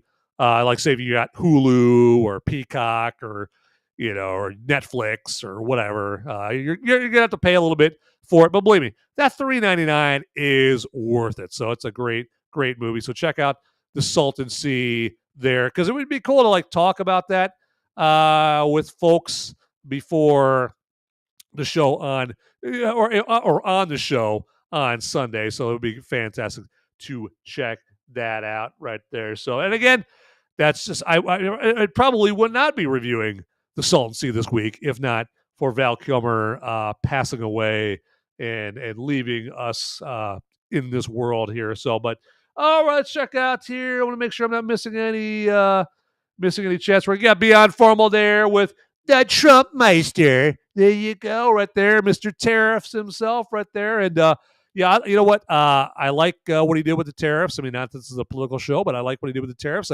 It's there's a status quo right now, the status quo in the world as far as trade, and that status quo is America is getting ass fucked, and the rest of the world is doing it to us. Okay, and so he wants to change that status quo right there. Okay, so and of course, you get a bunch of people who are like, well, we enjoy being ass fucked by the rest of the world because it's you, Donald Trump, that's trying to change the status quo. If it was somebody that we liked changing the status quo, we would be totally on board. But because it's you, Trump, we don't like it. So we're going to whine about it. But anyway, so that has been Politics Corner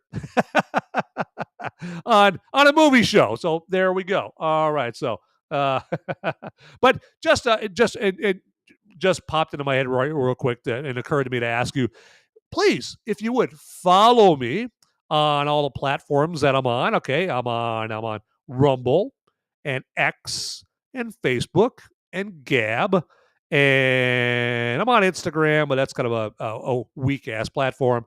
I'm not on TikTok or anything like that. But yeah, just find me on all those platforms under Movies Merica or at Movies Merica, okay? And follow me there if you would. And I'm not asking you to do anything that I wouldn't do, because if you follow me and then if you get into my DMs on my X account under at Movies Merica, just get into my DMs or direct message. That's what that stands for. Just let me know. Just type in there, hey, Van, I followed you on Rumble and Facebook. Follow me back, and I will follow you back on Rumble and Facebook. Okay, so because you scratch my back, I'm gonna scratch yours back.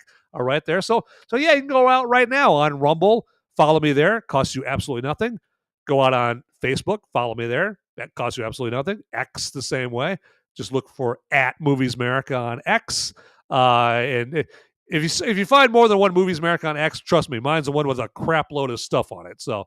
And again, it doesn't cost you a dime to follow me or follow or subscribe and go from there. All right. So, okay, let's go ahead and check and make sure we got all our ducks in a row and our T's crossed and our I's dotted.